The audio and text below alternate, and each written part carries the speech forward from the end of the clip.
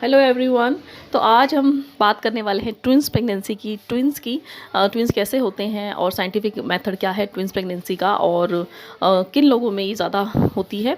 तो देखिए, twins pregnancy की बात जब भी आती है तो पेशेंट जो है काफ़ी ज़्यादा एक्साइटेड हो जाते हैं, खुश हो जाते हैं कि ट्विंस प्रेगनेंसी होनी चाहिए, या कुछ लोग जाके डॉक्टर को बोलते भी हैं कि कुछ ऐसा बात बताइए जिससे कि ट्विंस हम जो है कंसीव कर सकें। तो आज हम इस वीडियो में यही डिस्कस करेंगे कि किन लोगों को ज़्यादा चांसेस हैं ट्विंस होने के, और हम कैसे ट्विंस प्रेगनेंसी को कर सकते हैं, और इसके क्या फ़ायदे हैं या नुकसान हैं। तो अच्छी है ट्विंस प्रेगनेंसी या नहीं। तो चलिए वीडियो स्टार्ट करते हैं।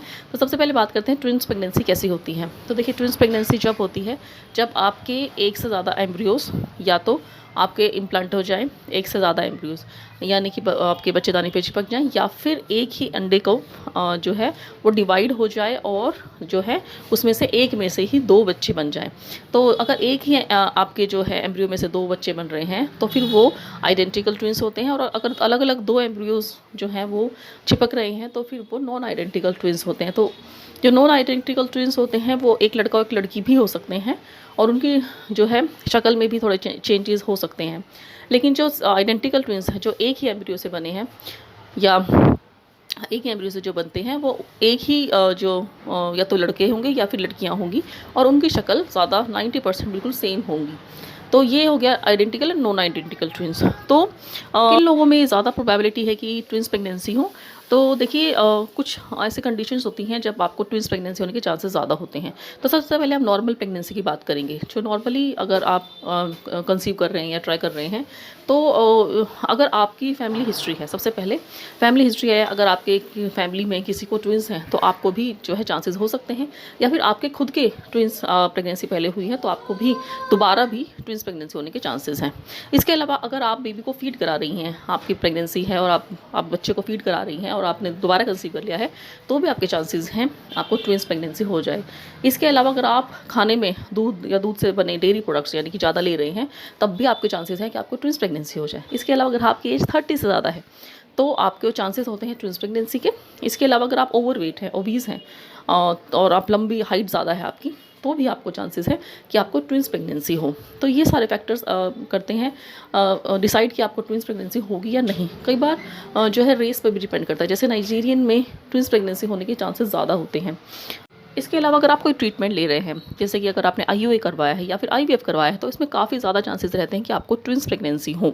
खासकर आईवीएफ में जो है चांसेस रहते हैं ट्विंस प्रेगनेंसी, ट्रिपलेट प्रेगनेंसी होने के, क्योंकि वहाँ पर आपको एक से ज़्यादा एम्ब्रियो जो है रखे जाते हैं, और दो एम्ब्रियो जैसे अगर रखे गए हैं और दोनों ने इम्प्लांट कर लिया तो फिर आपको ट्विंस प्रेगनेंसी हो जाएगी। तो ये सारे फैक्टर्स आपको जो है पता कर लगाने में मदद करेगी कि आपको ट्विंस प्रेगनेंसी हो सकती है कि नहीं हो सकती है। अब कुछ सिम्टम्स होते हैं ट्विंस प्रेगनेंसी के, तो या फिर हम कह सकते हैं कॉम्प्लिकेशंस होती हैं ट्विंस प्रेगनेंसी की। तो आज हम उसके बारे में बात करेंगे। तो देखिए, जब आपको ट्विंस प्रेगनेंसी होती है तो आपको मॉर्निंग सिकनेस जो है कई बार ज़्यादा होती है, यानी कि वॉमिट्स आपको ज़्यादा हो सकती हैं, और आपको जो है आप एनीमिक हो सकते हैं अगर आपको ट्विंस प्रेगनेंसी है।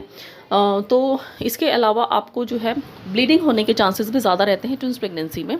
तो ये सारी चीज़ें जो है कॉम्प्लिकेशन मान जाती है ट्विंस प्रेगनेंसी की, और आपकी प्री टर्म डिलीवरी होने के चांसेस भी ज़्यादा हो, यानी कि आपको टाइम से पहले आपकी डिलीवरी होने के चांसेस ज़्यादा रहते हैं।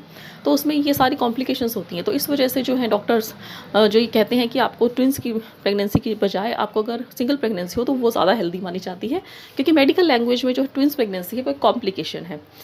तो अगर हम साइंटिफिकली बात करें तो ट्विंस प्रेगनेंसी ज़्यादा सिंगल प्रेगनेंसी जो है ज़्यादा हेल्दी मानी जाती है। और ऐसा भी नहीं है कि ट्विंस होंगे तो हमेशा ही कॉम्प्लिकेशंस होगी, ऐसा नहीं है। ट्विंस प्रेगनेंसी भी जो है नॉर्मल और हेल्दी रह सकती है, लेकिन उसके चांसेस ज़्यादा हैं कि उसमें कॉम्प्लिकेशंस आ सके एज़ कम्पेयर टू जो है सिंगल प्रेगनेंसी। तो फिर ये सारी चीज़ें हो गई। इसके अलावा आप खुद से कैसे कर सकते हैं कि आपको ट्विंस प्रेगनेंसी हो। तो देखिए, अगर आप ट्रीटमेंट ले रहे हैं, खासकर आईयूआई, तो उसमें आपको दवाइयाँ या इंजेक्शंस दी जाती हैं जिसमें एक से ज़्यादा एग को स्टिमुलेट किया जाता है। तो उस केस में आपको जो है ट्विंस प्रेगनेंसी होने के चांसेस हैं, यानी कि अगर आप आईयूआई करवा रहे हैं या आईवीएफ करवा रहे हैं तो आपके चांसेस जो है ज़्यादा हो जाते हैं ट्विंस प्रेगनेंसी के। तो बाकी चीज़ें मैंने आपको पहले ही बता दी हैं। अगर आप नॉर्मली जो है कंसीव करें तो उसमें कितने चांसेस होते